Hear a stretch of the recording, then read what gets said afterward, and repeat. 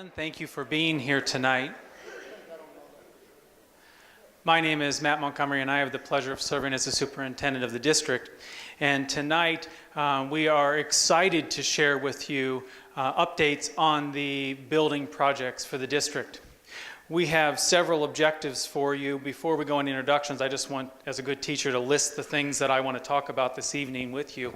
The first one is we will go over finances, which is always important to know where we are financially in this project.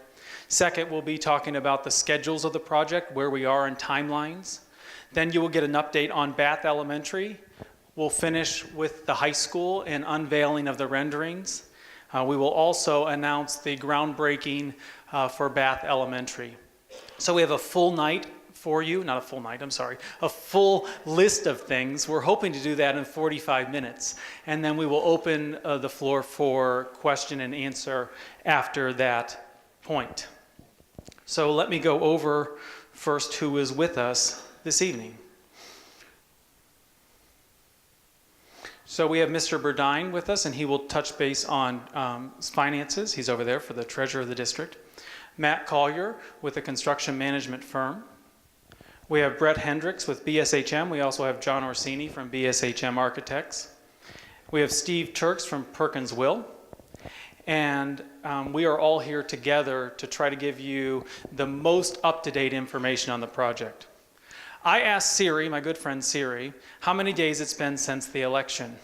And the election was on November 8th, 2016, 475 days ago. Siri was able to calculate it very quickly. I was excited. Mrs. Reese was also excited because she didn't have to do the math.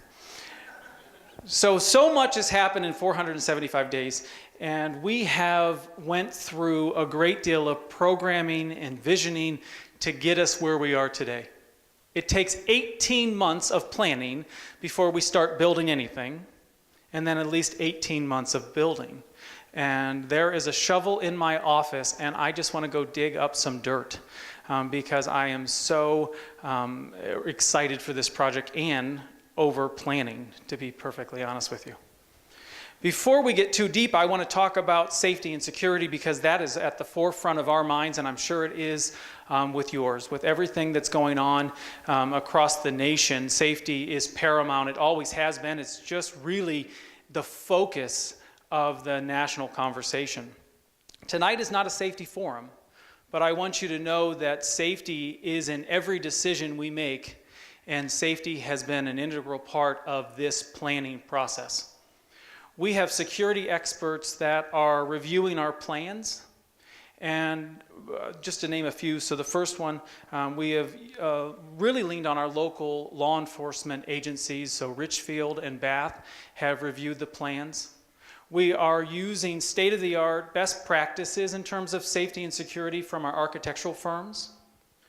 We have a representative from the Homeland Security meeting with the architects and administration on March 12th to review the plans. And we are looking at two separate proposals, one proposal from another state entity as well as one at the national level to review our plans. We believe that we are using state-of-the-art practices in the district, but I want you to know that we are constantly reviewing and revamping to ensure that your children are safe, and that is inclusive of my own 4 children who are part of this district. So I don't want you to think that while tonight is not about safety, it's not something that is ever out of our mind. So at this time, I would like to turn it over to Mr. Burdine to give us a quick update on finances. Thank you. Welcome. If you were here at the last forum, this slide has not changed at all. We're working off of a $79.4 million budget. We have the bond proceeds of $68.2 million, the PI funds. I know there's some rumors out there. We're not ever really going to build a bus garage. You'll hear tonight we are really going to build a bus garage, and it's going to happen fairly soon. That money is earmarked for that project. Estimated interest earnings on those bond funds that we're able to invest in the interim period, and then we've analyzed an additional $7 million of borrowing authority we can transact, and we would retire that debt likely in a 10-year period of time using half of our current permanent improvement levy proceeds. And the 10-year timing on that is not coincidental, because we also believe that once we have these new schools and two newly renovated schools, the needs out of that PI fund for facility maintenance will be minimized, so we'll certainly be able to afford that payment in a responsible way going forward. Within that, you'll hear tonight about Bath, you'll hear about the high school, you'll hear about the bus garage. We also have plans that we're working through at Hillcrest Elementary School for some renovations, as well as Revere Middle School. So those won't be forgotten. Those will likely happen in larger scale next summer, and we'll be able to work through this budget, get our Bath bids in, bus garage bids in, high school bids in, all of which will be described throughout tonight.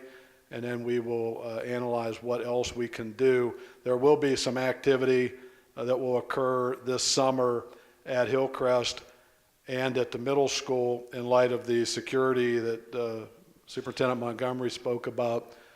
We intend to get our secured entries put into those two buildings so that you would come in through kind of a dual entry system where those would be secured at the point of entry. We were also looking to put in a new handicap accessible entryway in at the front of Hillcrest Elementary School. So those are on the project list for summer of 18. Those were actually being planned for summer of 18, particularly the two secured entries before any of the events in our state and nation occurred, but certainly the interest in those is even higher level at this point in time. So there'll be activity happening there. There'll be lots of activity you'll hear about at Bath, and a little less. Two other things I wanted to mention that aren't on the slide. When those bonds for $68.2 million were issued about a year ago, they were at a very favorable interest rate, and we were fortunate with the public financing that we are able to secure, that we were able to reduce the interest rate on that. So those 30-year bonds, over the 30-year time frame, we will, with the refinancing, we're able to finish, literally I believe it was on December 28th, we finished that. The tax laws we learned were likely to change. They ultimately did change, and the opportunities to early refund or refinance those bonds no longer exist within the same shorter time frames. Not sure why the federal government changed that, but they did. So we were able to take advantage of that at this particular point in time. $9 million, that doesn't free up more money for the project. We certainly wish it did, but it reduces the long-term obligation upon the constituents, the taxpayers of our communities. You know, I tell people it might be a nickel, facetiously, on an individual property tax bill. It's probably not a lot, but in the aggregate, it was the responsible thing to do as a school district to be able to save that kind of interest over the long term for our taxpayers. So that was the one piece I wanted to mention. The second item, remind me, what was my second? Oh yes, thank you. I got on a roll and then I lost that one. Sorry about that. A good piece of news, and if you, as recent as today, Cleveland.com had a new number.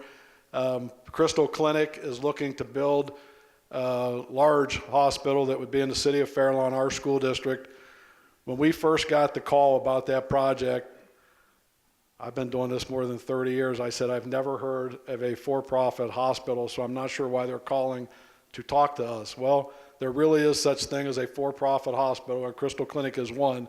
I don't know how many more there are, but I can only name one.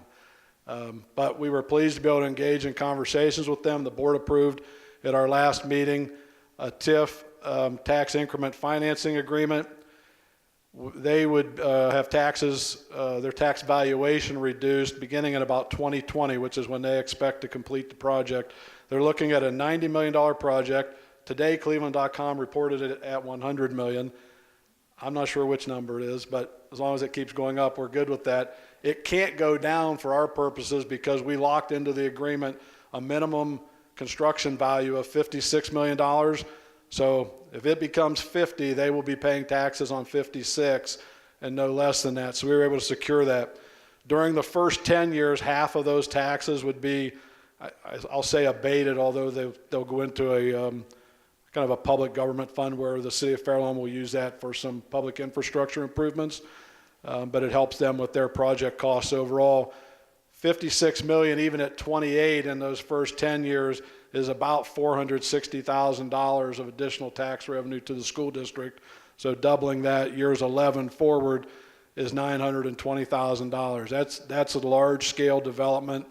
To take that site where they're building that, if you were to put a couple of office buildings, there's no way you get $28 million of value unless they build Trump Tower or something like that.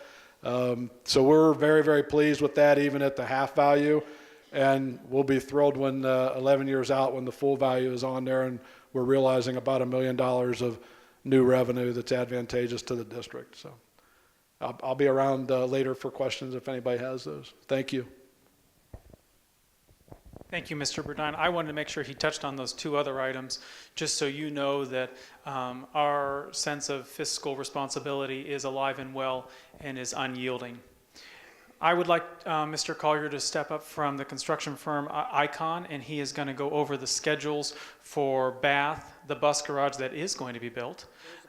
There's a bus garage, and the high school as well. So I will turn the mic over to him. I don't know how all you can, if everybody can read that or not. So where we're at on Bath Elementary right now is we're actually just got construction documents, and we're going to be on the street here within about a week for bid. We're going to receive our bids for that project at the end of March, hoping to break ground in April. For turnover in school year 19, I guess that would be, August of 19. It's a challenging project. We've got an existing building that's going to be built about 10 feet away from the new building, and then we've got to tear that one down when we're done with the new building. So that's all going to, the demolition and the finish of that area will happen after August or in conjunction with that, but the new school will be functional and in use for August of 19. And I'm going to skip, we're on the same slide here. So bus garage, very similar start time, a little bit, couple weeks behind Bath Elementary. So this mystery bus garage that Mr. Montgomery keeps talking about is actually going to happen. We're going to bid that thing in March, open bids end of March, start construction out there in April. We've got some demolition there, some houses and a couple like barn structures to take down. Kind of foresee that as, and we haven't seen we've seen found, so that's going to be probably a 9-month to 12-month project out there on the bus garage.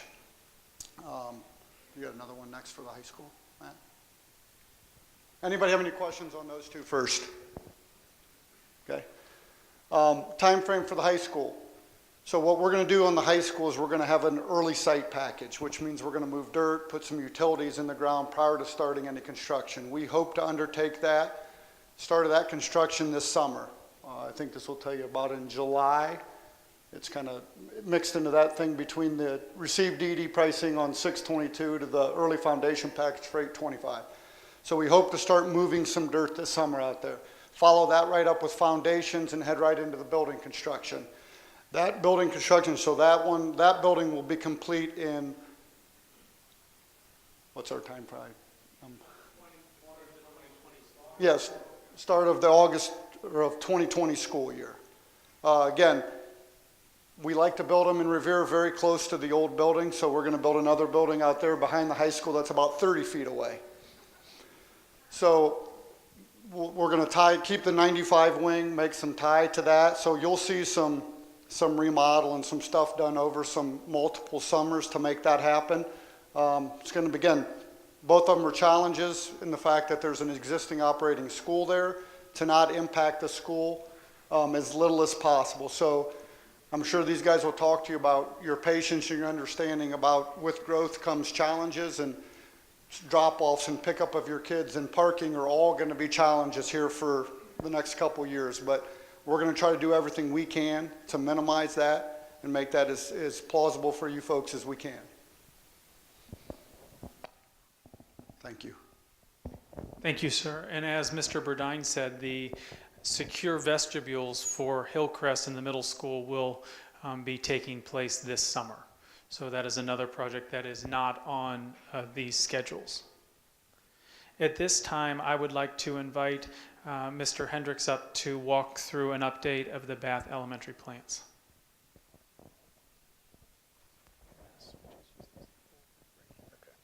Thanks, Matt. We wanted to give you a little bit of an update on Bath from the sense that there have been a few minor changes to the building itself. When we talk about the site plan, though, this is Cleveland Maslin, obviously Bath Road. The red dotted line is the existing Bath Elementary. The new school is going off to the side. We do have bus drop-off at this location, and parent drop-off would come in this way. Obviously also visitor parking lots, playgrounds towards the lower elevations and toward the trees. We do maintain the 2 play fields. So our site plan really hasn't changed. Probably in 4 months or so. I'm going to fast forward to the floor plan. This is the lower level floor plan. There are 3 levels to the academic wings. What you're seeing is the lower level academic wing and a mechanical room. I'm going to come up to the main floor, and Matt, will this shrink down because half our kitchen is missing? Yep. Basically, our building has 2 halves. There is a academic, thank you, Matt. There's an academic wing on the right side that is 3 stories, and an administration and kitchen, cafeteria, gymnasium piece on the left half. This is the main student entry. This is the start of that secure entry and vestibule scenario. Basically, kids come in and would go to the right to their classrooms or to the left to the cafeteria and gymnasium. One of the things that has changed in the Bath Elementary project is that student population has actually ticked up a little bit in the district since the bond issue passed. When the bond issue was on the ballot, there were simplistically 9 classrooms. Basically, because of that increase in student populations, there is a 10th classroom now. That's the big change at Bath from our previous plans. So other than that, our plan is administration here and music on this floor and art on the 2nd floor. Has not changed. There's art, media center, a STEM lab. This is a lobby open to below, and there's our same academic wing. The academic wing is identical on each of the 3 floors. I'm going to jump outside for a minute. These are our architectural drawings as far as the actual elevations of the 4 different sides. These have not really changed. What I am going to go to, though, is the renderings. These have changed a little bit in the sense of we've adjusted some of the masonry brick colors. There are 2 different color of brick on the building. You see there's one color here, and then there's another darker brick between the windows. At this point, these elevations will be presented to the township for their architectural or appearance review committee. We do have this would be the student drop-off for parents, and this obviously is the bus drop-off. I'm going to jump to the next picture, which gives us the main entryway. Students go in here, academic wing to the right, administration to the left, and the big bow, back to Matt. The bow is optional, folks. That is just superimposed. Please do not panic. The groundbreaking will take place for Bath Intermediate, and please note there will be 2 separate groundbreakings, one for each building. The groundbreaking for Bath will be on April 27th at 1:30 p.m. That time was selected and date very important because we wanted to do it during the week and at a time when students could participate, because this project is all about the kids. So enabling us to do it during the week and in the afternoon allows the students to participate in the event. So once again, April 27th at 1:30 p.m. Before we move into the high school, I just want to take a quick moment to recognize the Board of Education members who are here with us tonight. They're in the back corner. They don't want me to introduce them, but I will anyways. Mr. Seiferd's here, Mrs. Apple's here, Mr. Kostoff, and Mrs. Savage. And their work, they hide in the back, they do, in case you wonder where they are when we have presentations. Their support has been unyielding, and the hours that they devote to this district is really something that is quite inspiring, and I want to thank them for all of their hard work, because we make a great team. At this time, I would like to move into, this is the bus garage. Scratch that. Mr. Hendricks, Mr. Turk, sit down. Okay. We will talk about the bus garage. We cannot skip this. I knew I wanted to sit down too soon. We just want to go over the bus garage site. Right now, this is the board office. The high school is just off to the screen here to the right, obviously tennis courts. This 10-acre parcel right here was acquired by the district, and at this point, that's where our bus garage is planned for the back half of that site. The key element here with the bus garage is, I guess, is twofold. One, the district has needed a bus garage for 20-some years. Two, this location does a lot for the district because it moves the transportation facility off of the existing campus. So what's happening with the high school, middle school campus is that the property that it sits on is too valuable for buses. Basically, we want that existing bus garage location for more parking, more play fields. So it's a win-win. At this point, when we build the bus garage over here, the existing bus garage can stay operational, and it's much easier for the district to manage. So it's a good scenario all the way around.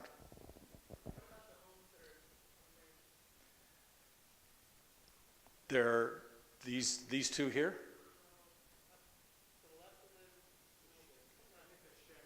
Oh, yeah, that's there's a house there, and there's I think that's a trailer. This is a barn. Those are the buildings that Icon Matt Corey was talking about would be demolished. Yes. I'll give it back to Matt. Then you'll get Steve. Thank you, Mr. Hendricks. At this time, we'll move into the high school, and Mr. Turks from Perkins & Will, please come on up, and he'll walk us through the plans.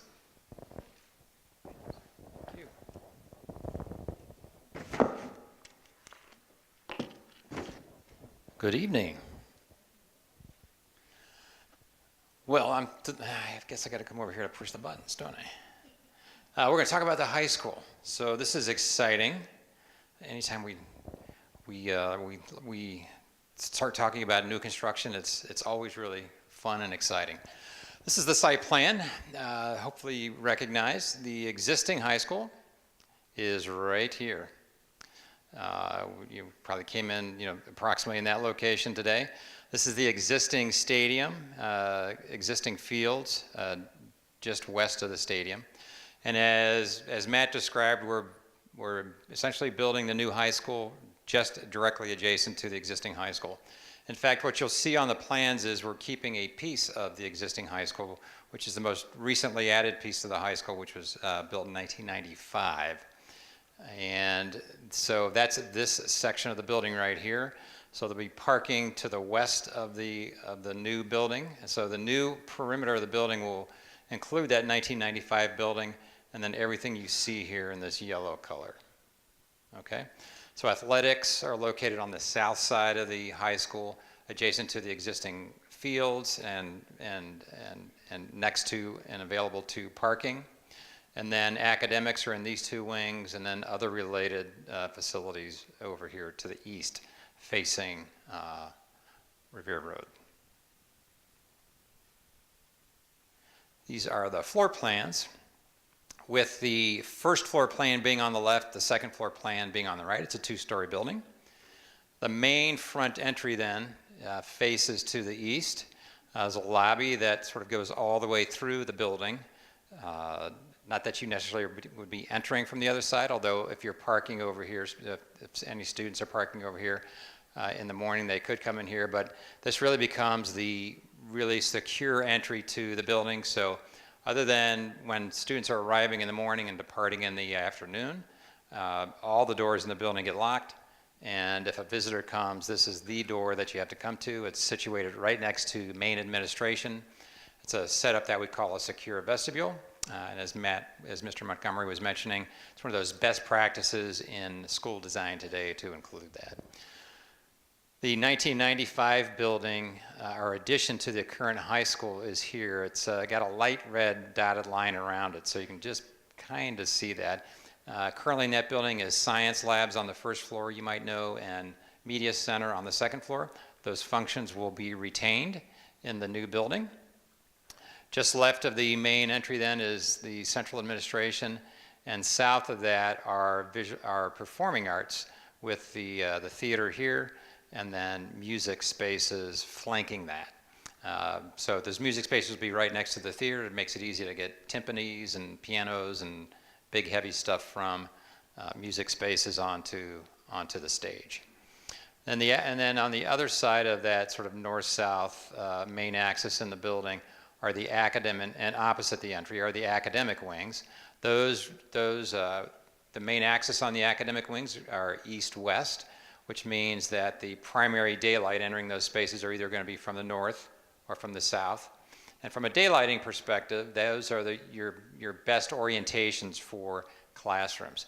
So all the classrooms are oriented to the south. There's what we call a collaboration commons to the north side. So those common spaces are kind of breakout spaces and available to any one of those classroom teachers.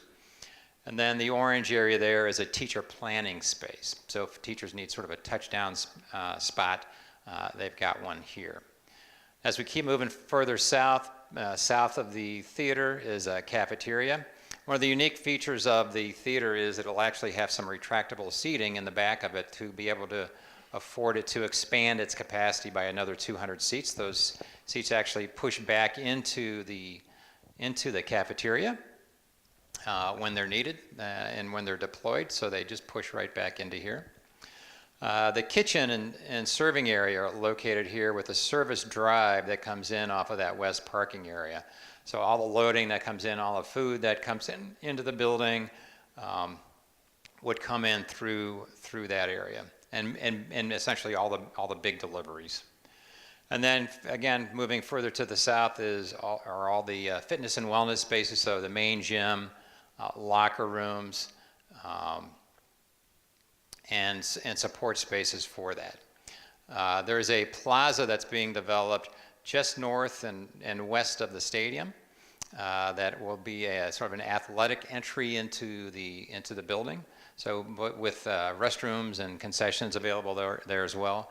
There is a performing arts entry here, and then of course the main entry to the school. We'll show you renderings of what all three of those look like. And then on the second floor, we've got the media center above science. We've got the academic wings that stack too high, so those floor plans are essentially identical. And then there are some art and family and consumer sciences and related spaces stacked up on the second floor as well. There are some high spaces like the gym and the theater that are, like the theater we're in. They're tall spaces, so they pop through that second floor. So you're seeing those as sort of white spaces on the floor plan here. But those are if you were there on the second floor, you'd be looking down into the gym or looking down into the theater. These then are just blow-ups of what I just described. So this is the first floor plan. You can look here on the key plan and see what area we're looking at. The first floor plan, so science with one of the academic wings, the main entry with the main administration just next to it, and then the theater is here. Those are those retractable seats that I mentioned, and music. And then the gym and the auxiliary gym and support spaces, locker rooms and storage and so forth.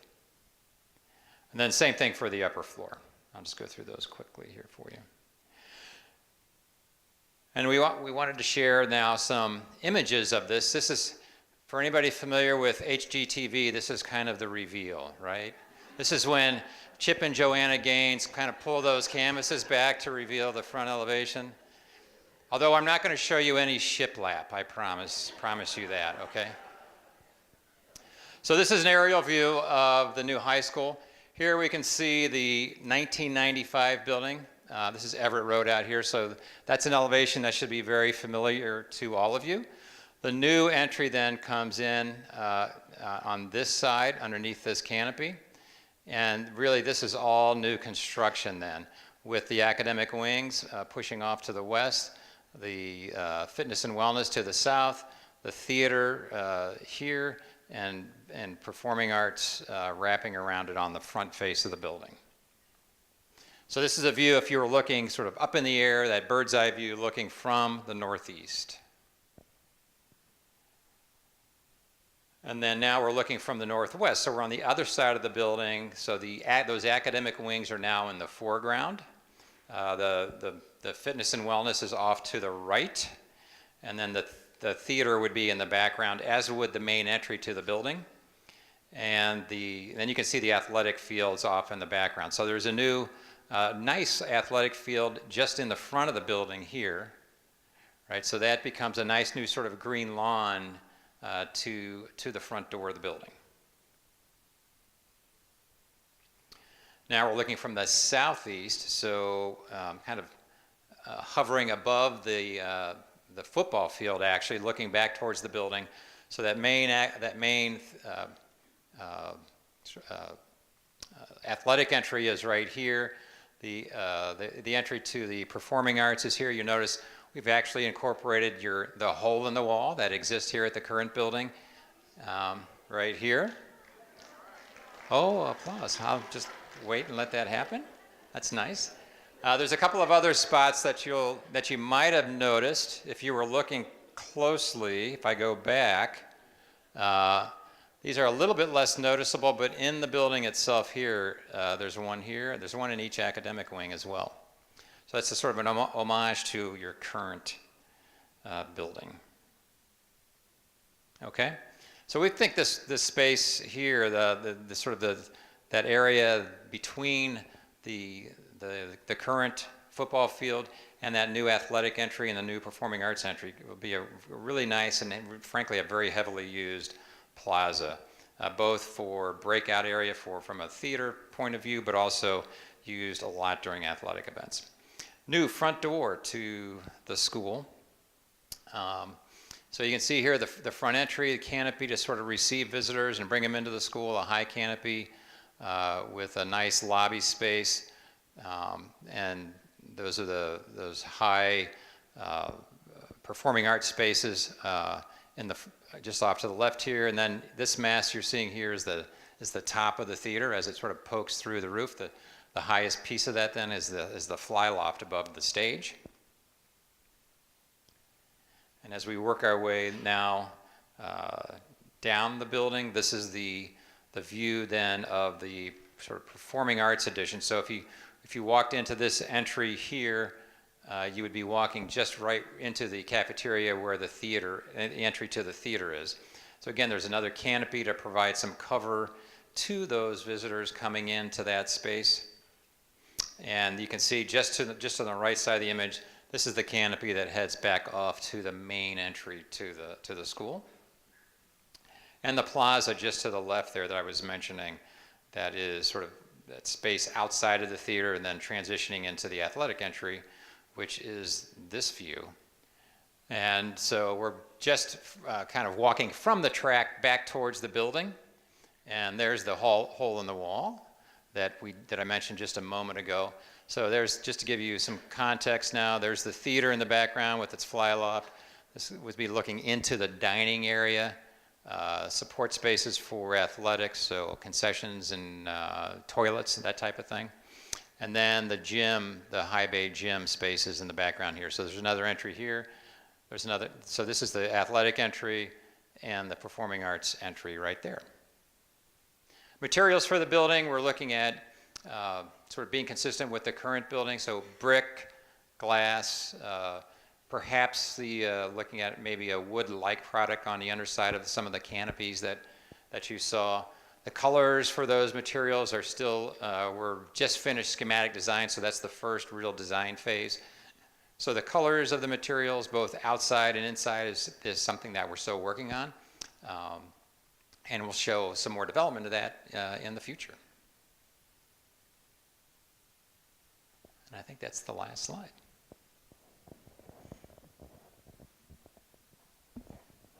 As some of you may know, the boosters, the athletic boosters, have been engaging in a fundraising campaign study. since the passage of the bond, the boosters wanted to get involved and figure out how they can support to enhance this project. The results from that campaign study have been concluded, and I would like to invite you to the rally on March 10th, and the boosters will unveil their plan for the scope of their fundraising campaign and the details that go along with that. That event is a good event. Many of you have been in attendance. It's always at St. George Fellowship Hall, and it's on March 10th. And I would like to thank the boosters for their involvement and their support, because, you know, this district overwhelmingly supported this initiative, and for community members to want to get involved, to take it to the next level, I certainly think that that is commendable, and I am most gracious of their involvement as well as their support. Before we go into Q&A, and we are on target for time, which almost never happens when you give me a microphone, I'm most pleased with myself, which always happens, just so we're clear, regardless of my performance. Mrs. Apple is laughing. I'm going to get lectured later. I can just feel it. I did want to bring up one thing on the plans before we go to Q&A, and that is, please remember, I don't have a pointer. Who has a pointer? Mr. Turks, do you have one? Just a quick reminder that we do have, thanks to the Howers, we do have the horse show property now as a part of district property, and we will be using that donation to relocate the softball field as well as add an additional practice field. So I just wanted to make sure that everybody knew that that plan was still intact, and we are most grateful to the Howers for their donation. At this time, I would like to open up the floor to question and answers.